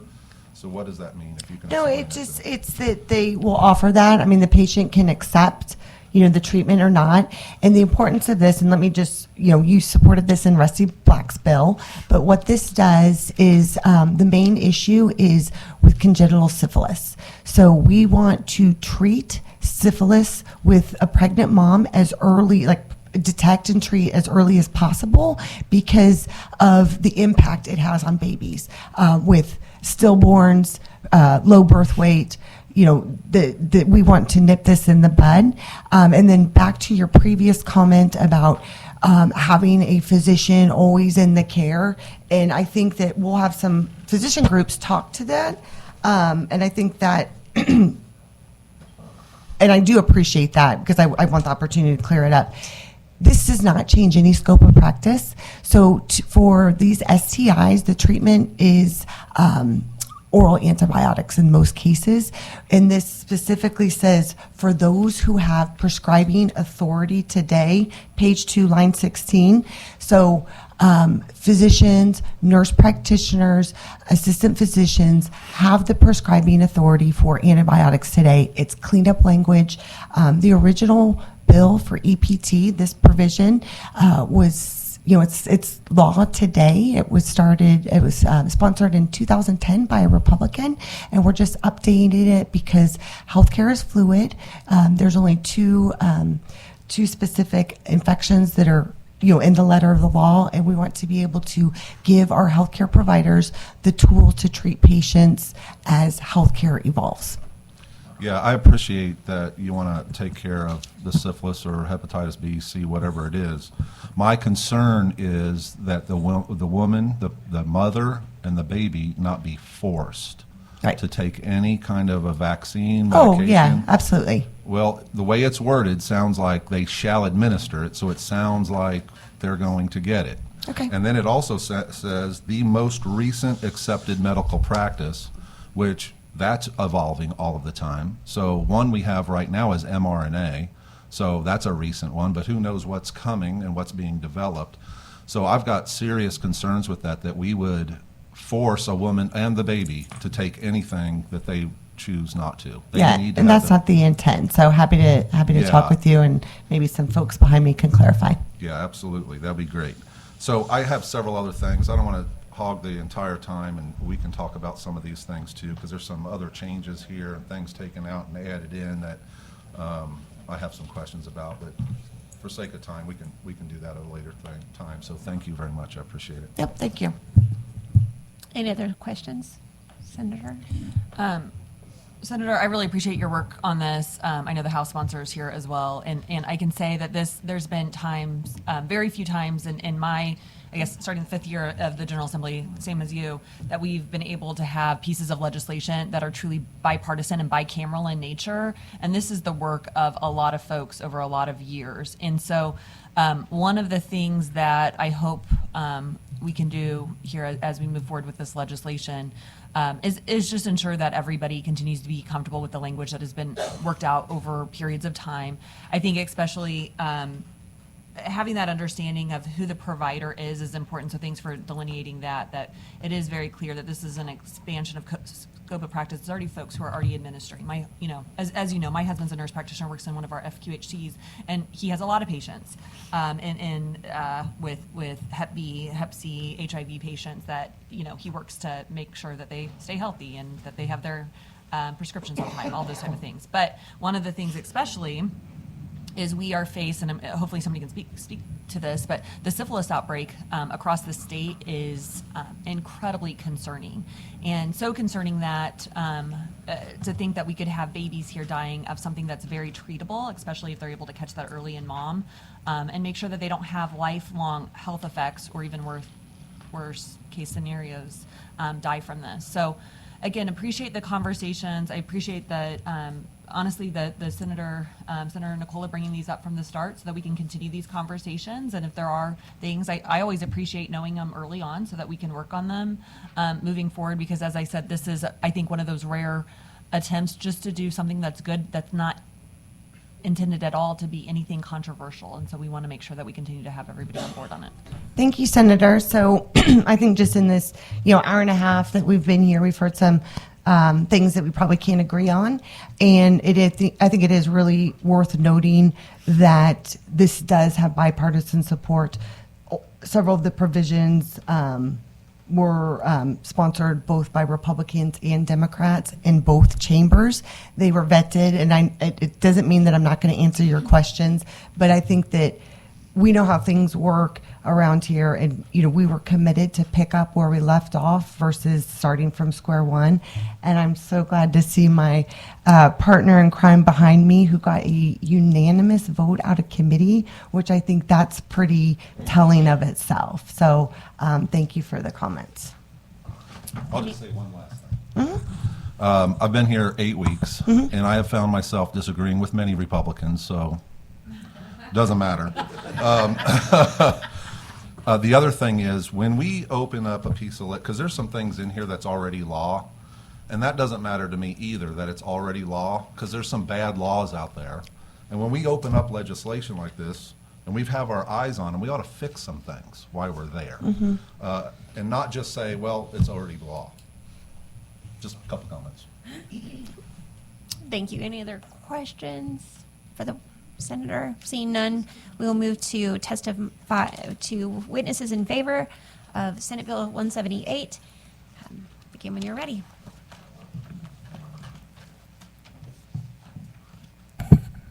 Madam Chair, members of the committee, my name is Sarah Schlemer. I'm here on behalf of the Missouri Center of Public Health Excellence, as well as the American College of Obstetricians and Gynecologists. We'd like to testify in support on a couple of provisions. One, I just want to address the prenatal testing real quick. So that language in there that says the provider shall administer treatment, patients have to consent to all treatment. That is already in statute. This just says that a provider can't run all of these tests and then look at the patient and be like, yeah, you got it, good luck. So it's making sure that the provider continues the health care if they are going to go to the service of testing that individual. So that ensures that that the treatment is completed for that mom, because babies born with syphilis have extremely harsh health complications. So I hope that addresses some concerns there. I was able to address those in the House, and like the sponsor said, it was passed out unanimously. The other piece that I want to touch on is the annual supply. I think we'll have more testimony on that, but our obstetricians and gynecologists really see the need for having the ability for patients to access that full year of contraceptives for multiple reasons. One of the reasons that was stated by a physician who was actually in town, couldn't make it in town today due to the lovely weather, but she talked about her patient having PMDD, which is premenstrual dysphoric disorder, and that gives you extreme mental health conditions whenever you are about to start your menstrual cycle. Some of those extreme mental health conditions for one of her patients most recently were suicidal thoughts every single time, and she was able to mitigate these mental health conditions by prescribing this hormonal birth control. So any lapse in that taking of the hormonal birth control could relapse the patient back into some of those mental health conditions.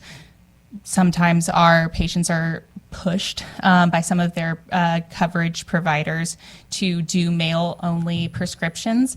With the winter we've had, I'm sure not everybody has had their mail 100% of the days, and so if one of those days didn't contain your very necessary prescriptions, that would be very, very detrimental to our patients. So that was another piece. And then the final piece is we support the expedited partner therapy adding of TRIC into the statute. So happy to take any questions. Go ahead, Senator Nicola. I just want to clear up something you said. So you said that the mother and the baby, or the mom and the babies, would have consent before they take anything. Yes. But you also said, and that's already in statute, but we have a bill here that now says shall, but you said that a doctor, you want to keep the doctor, and just correct me if I'm wrong, I'm just trying to understand what you were saying, that a doctor would do all these tests, maybe they would find a diagnosis, one or more of these things that are listed here, and a doctor could actually just say, well, sorry, you have it. Wouldn't they actually just recommend that anyway? Like, we recommend you to take these? Yeah, absolutely. That is the hope, right? Okay, but you did say that, right? You Yeah. said a doctor could just say, well, sorry, you have all these things, and not administer something? So I think, yes. So, but there's two parts to that. So a lot of time, the prenatal testing is done in several settings, right? There's sometimes doctor's offices, that is best case scenario, but there are a lot of times that these tests can be administered in labs. These tests can be administered in our rural, in our local public health agencies where a nurse will show up. And so it just makes sure that the test sometimes isn't in your prenatal care necessarily. It's not, especially in rural areas where people can't get prenatal care. So it's done outside of that traditional prenatal care setting. So it just makes sure that there is a treatment plan. A provider is going to provide a treatment plan should that patient want it afterwards. Okay, I understand that. I'm just trying to clarify what you actually said, so that's fine. Thank you very much. I'm happy to talk to you afterwards if there's any confusion still. No, I'll just get the recording just to make sure I'm straight, so I appreciate it. Thank you. Okay. Senator Hudson. Thank you very much. Real quickly, and my apologies if this has already been covered. You said there's a House bill that is exactly like this? Yes. Okay. What is that bill number? 398. 398. And I believe, if I heard correctly, it passed out of committee on the House side unanimously? Yes, sir. What committee was that? Health and mental health. Health and mental health. Okay. Has it gone through Rules Committee, been to the floor, anything like that yet? It was just passed out of rules yesterday. Okay. All right. That's what I wanted to know. Yeah. Thank you. Thank you. Any other questions for the witness? Seeing none, thank you. Thanks. Next in favor?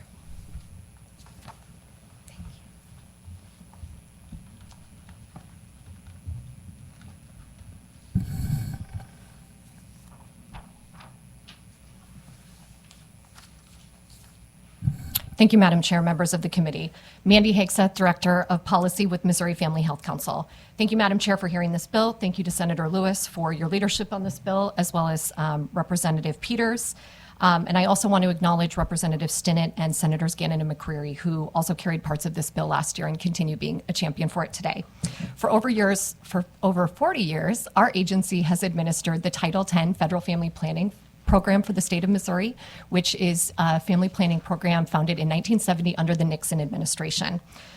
These programs are delivered through a provider network of over 60 health centers all across the state. And last year, we served approximately 44,000 patients. So our agency supports the whole bill, as well as most witnesses here today, but I want to speak specifically to the annual supply contraception provision.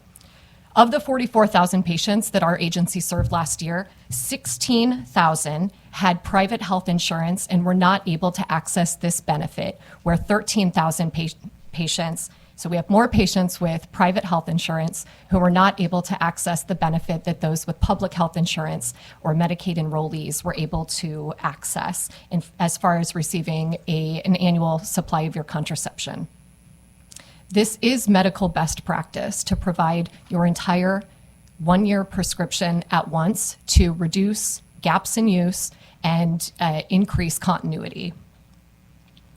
There are some claims that this bill will, if enacted, increase premiums and a couple of other things, but I want to say that 28 states have proven there is no documented evidence that any sort of premium increase has occurred, and certainly there is no causal connection. That is, because of this policy, premiums have increased. Claims of cost increases, insurance plan churn, waste, and slippery slope are grossly exaggerated, if not completely false. A year's worth of oral contraception costs between $240 and $60. An uncomplicated vaginal birth, $18,000. A cesarean section birth, $26,000. The actuarial costs of unintended pregnancy substantially outweigh the cost of contraception, and studies have shown cost savings. A study through the VA system, in fact, saved approximately $2.1 million in aggregate health savings as much as $43 million. This policy will have no effect on insurance churn. People are going to change insurance plans at the same rate due to the same involuntary factors like losing or changing jobs, divorce, spousal death, turning 26, or turning 65. The same number that insurance plans are losing each year, they're getting back. The outcome is net neutral. Studies further show that those that disenroll come back. So investing in long-term health will save money and is good for health, especially women's health. Claims of waste are also a real stretch here. The people who will utilize this policy are those who have used their preferred method of contraception for a very long time. They know what works for them, and nothing will be wasted. And this is voluntary. It's not compulsory. You want your annual supply of contraception? You can have it. You don't want all of it at once, it doesn't work for you, that is your choice. You do not have to obtain it all at once. This is voluntary. This is not a slippery slope. Contraception, I think we can all agree, is a uniquely consequential class of medications. One pill delayed or deferred will result in unintended pregnancy. Most insurance companies are national, let us not forget. This means that in the 28 states where this is law, they've already found this to be workable, and they are operating in those states. This bill is not setting a new precedent. Today, contraception, tomorrow, your mother's blood pressure medication. There are 28 other states that have already proven that. And further, with medications used to treat things like blood pressure or cholesterol, your dosage will change. You have to go back to your provider often to determine if the medication that you're on is working. Whereas contraception, the dosage does not change, it is static, and this is just another reason that this is not setting up a new precedent or creating a slippery slope. And for what it's worth, under Missouri statute, contraception is not a maintenance medication. We're not talking about a cable TV subscription or some other casual analogy here. We are talking about serious women, maternal child health. And this is about doing what's right for women, children, and families in Missouri. While we would hope that private health insurance companies would voluntarily do what's right for consumers, it bears note that they unfortunately had to be compelled to cover things like pregnancy, reasonable stays in a hospital after labor and delivery, and reasonable hospital stays after mastectomy. We know that this is good policy. If it wasn't, it wouldn't be the policy for Medicaid enrollees utilizing Missouri's public health insurance. 28 other states have some form of this in law. We really hope for your support, and thank you so much for your time this morning. Thank you for your testimony. Any questions for the witness? Seeing none, thank you. Next in favor.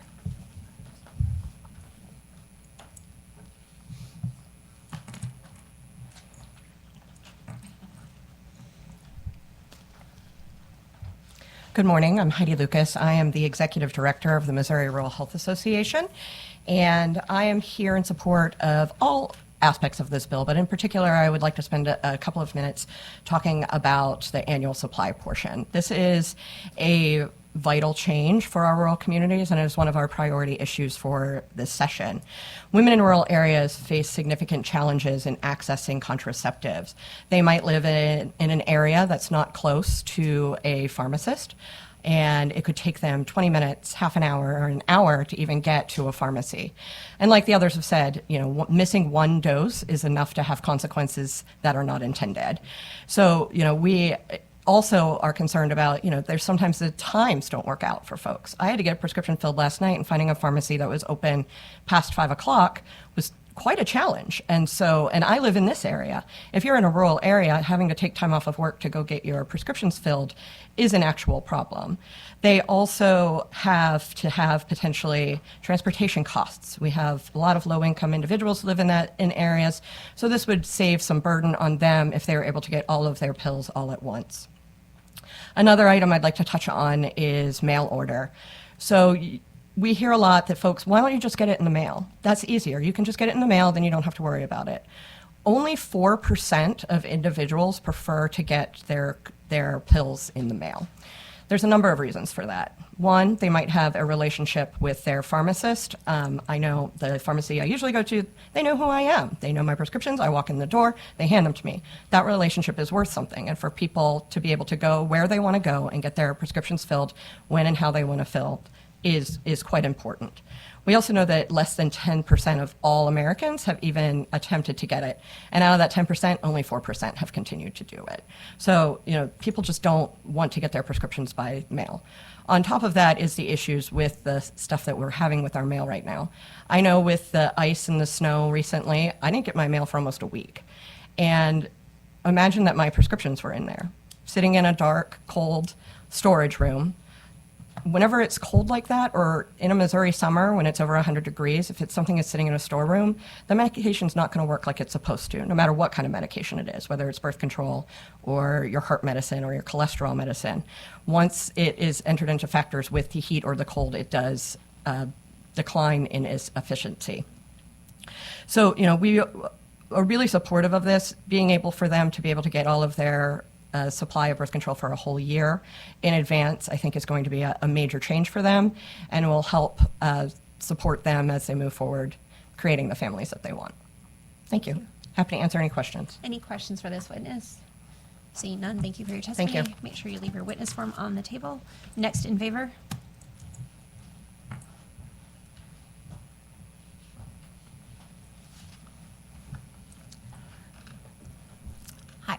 Thank you, Madam Chair and members of the committee. My name is Jean Wiggins, and I am here on behalf of the Missouri Nurses Association. I am an ANCC certified psychiatric nurse practitioner and clinical nurse specialist for 17 years and a Missouri nurse for 27 years. I'm also a perinatal mental health provider, ADHD certified clinical services provider, and a certified women's health specialist, as well as a certified geriatric care professional. My background includes nursing education, working with veterans, and forensic psychiatry. I am an 8th generation Missourian who lives in Fulton. I'm here today to testify in support of Senate Bill 178. I'm in support of this bill because it will improve health care for women in the state of Missouri. I support the annual supply of contraception. These changes are good for patients, so I kindly request committee support this legislation. And the U.S. Maternal Mental Health State Report Card gave Missouri a D-. I have that information here. And lastly, I want to add that I used to tour this Capitol and elementary school, and it's an absolute honor to testify here today in front of each of you. Thank you so much. Well, come back and come often, and you're always welcome. Thank you for your testimony. I do have a question, if you don't mind. Yes. What were some of the? I would like to see the report card that you referred to, and what were some of the contributing factors to Missouri's failing grade? One key finding was an inadequate perinatal mental health provider to patient ratio. I'm certified in perinatal mental health, and I took like a 3-day seminar, and I took a big national test and studied extensively. So I'm certified, but there's a whole lot of people who are not. And I work with women who have given birth to babies with congenital syphilis, and it actually can lead to congenital glaucoma and all sorts of health problems. It's pretty sad. You just said there it was in reference to mental health for women. Is that during Maternal Mental Health State Report Card, and it's from the Policy Center for Maternal Mental Health, U.S. Maternal Mental Health State Report Card. Also, there's other key findings and emerging. Let's see. Hold on. Would you mind just sharing that? Could we have that? Absolutely. Copy that. Yeah. Thank you. Yeah. All right. Appreciate that. Any questions for the Witness? Seeing none, thank you for your testimony. Thank you guys so much. Next in favor?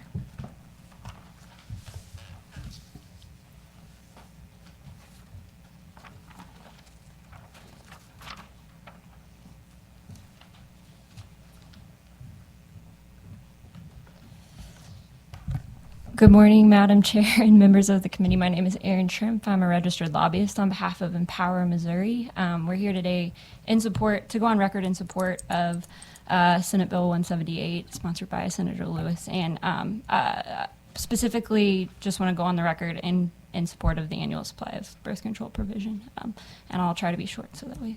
Thank you. But if you have any questions, and we support a lot of the data that was already presented, and if you have follow-up on any of that, we'd be happy to provide more information. Okay, thank you. Any questions for the witness? Seeing none, thank you for your testimony. Next in favor? Good morning, Madam Chair and members of committee. My name is Robin Shelp, Director of Policy and Advocacy for Kids One Missouri. Just want to go on record in support of this. It leads to healthier moms and healthy babies. Thank you. Any questions for the witness? Seeing none, appreciate your time. Next in favor?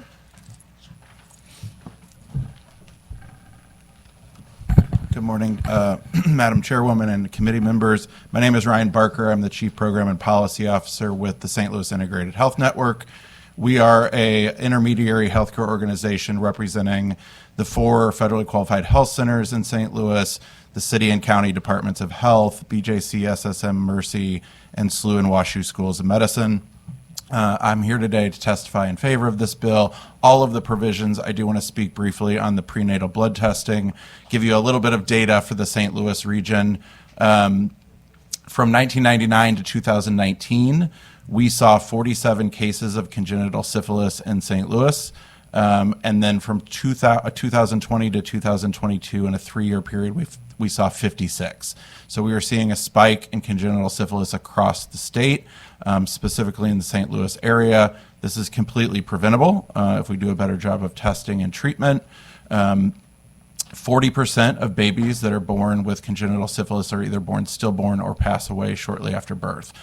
We believe this is very important for both the baby and mother's health to have these infections treated. Thank you. Thank and I'm you. happy to take any questions. Any questions for the witness? Seeing none, thank you for your testimony. Next in favor?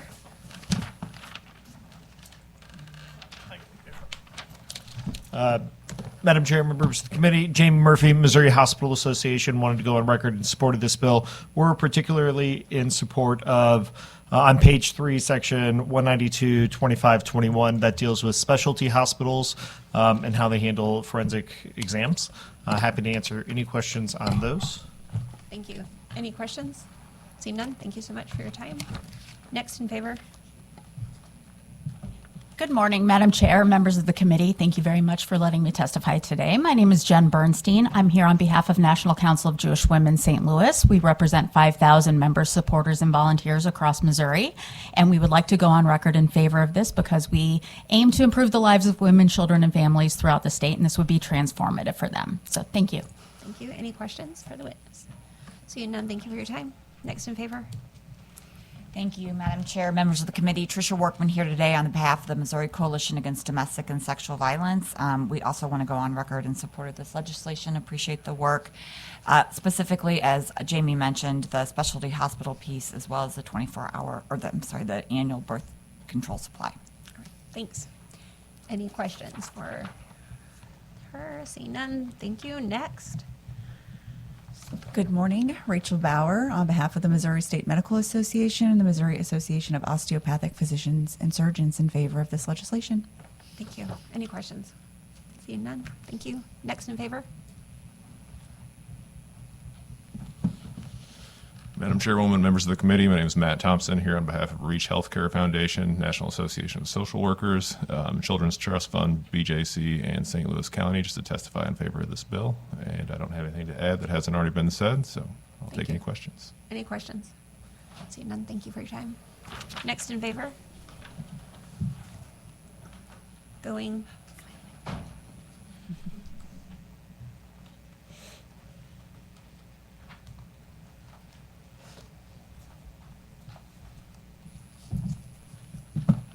Hello again. I'm Suzanne Opperman, psychiatric mental health nurse practitioner and actually adult health practitioner for many years. I just wanted to reiterate everything that's been said. The prenatal testing and what was said before about the amount of syphilis has been skyrocketing. The chlamydia and other STDs have been kind of staying stable, but the deaths of babies because of this is unacceptable.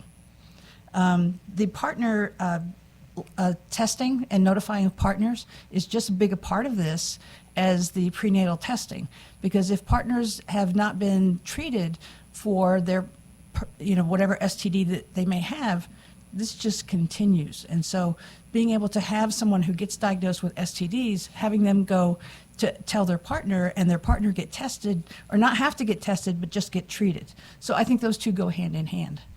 The other one was, the contraception. And I want to reiterate the amount of money the state saves for people who are not receiving contraception and get pregnant is millions of dollars, because you don't have to pay for the OB, you don't have to pay for, you have to pay for the OB and the C-sections and all those other things, and that's a huge waste of money. Thank you for your testimony. Any questions for this witness? Seeing none, thank you. Next in favor? Going. Next, we will move to those in opposition. Anyone in opposition? How did we know?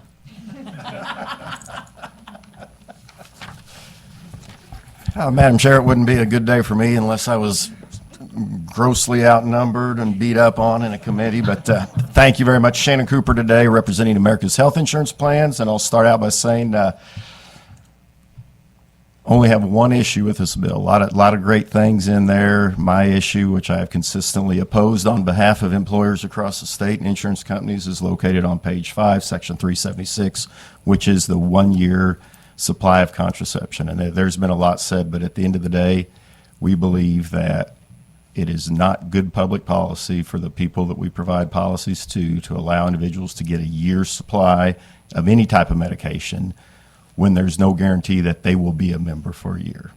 They could pick up their year's supply in January and then drop off the rolls in February. It's just, we've consistently held that position. We don't do that with any other medications, and that's why I'm up here today, and that's why I've been doing this for the last 5 or 6 years opposing it. Other than that, I have no issues whatsoever with the bill. Be happy to answer any questions. Other than that, what would you recommend? What is a good Well, ground right now we do a 90-day supply. You can pick that up at your local pharmacy. You can use mail order, which I thought was a great thing until today when I heard how horrible it is to access mail order on your prescriptions. But we make it very easy for our members, whether you want to pick it up at your local pharmacy every 30 days. I mean, millions of people in Missouri. Those pharmacists, the PPMs and go ahead. No, but I mean, you have your option. If you don't, if it's an issue getting to the pharmacy, you can have it set up where it's delivered to your house. I think we don't have snowstorms every week in Missouri, so the argument that you never get your mail, I don't believe has merit here. We go out of our way to make sure that our networks have adequacy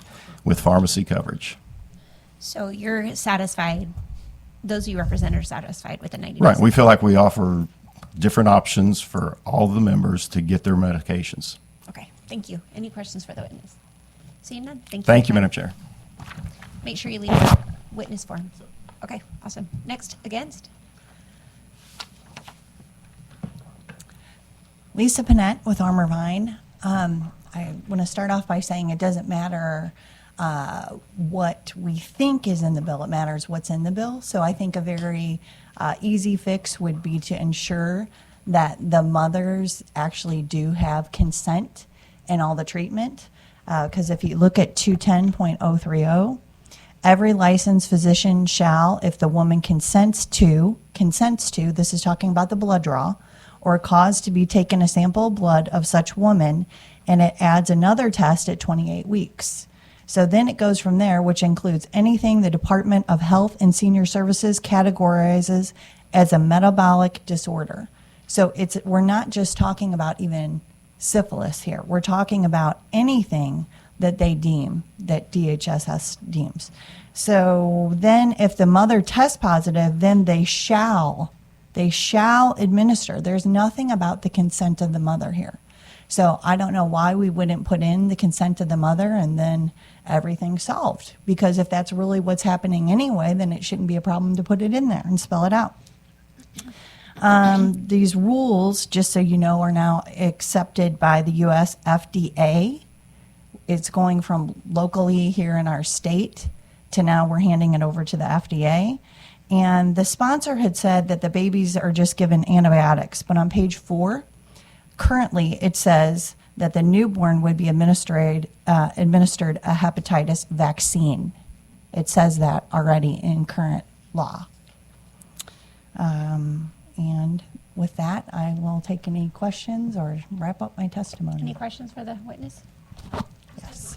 Yes. A quick comment, Madam Chair, and thanks for everybody who, I know this has been a long hearing, so just very quickly, first of all, as we've kind of been going through these conversations, again, I'm not a physician, but I appreciate those who do testify and can weigh in on this. My understanding is, for example, if a physician right now chooses not to treat somebody with gender dysphoria, they don't have to. If there's a physician who wouldn't recommend a patient go get an abortion, they don't have to do that. That is in the right of a physician or any medical practitioner. Same thing in terms of treatment of the mother, just somebody who's been through pregnancies. Like, I can say every time, no, I don't want that shot right now, or no, I don't want that exam right now, or no, I don't. I mean, so those are things we get to do all the time. Same thing as it is in my prerogative as a mother to think about what vaccines I do or don't want for my child and on what schedule. And so I think one of the important things that we're hearing, though, is we have babies who are dying in this state of syphilis, something that is completely preventable, and we can prevent those deaths. So again, just really weighing on I am going to ask us to weigh in on the folks who are practicing medicines in these fields and understanding what is happening across our state, doing what we can to keep moms and babies safe. I think, one of the testimony that's really sticking in me, if we have a healthy mom, we have a healthy baby, and that's what we should be striving for. Thank you. Any other questions? I have a comment. Thank you for articulating some of my other questions that I had about that bill as well, like the FDA and what's already in current law with the baby. So thank you very much. Appreciate it. Thank you. All right. That concludes. Any others in opposition?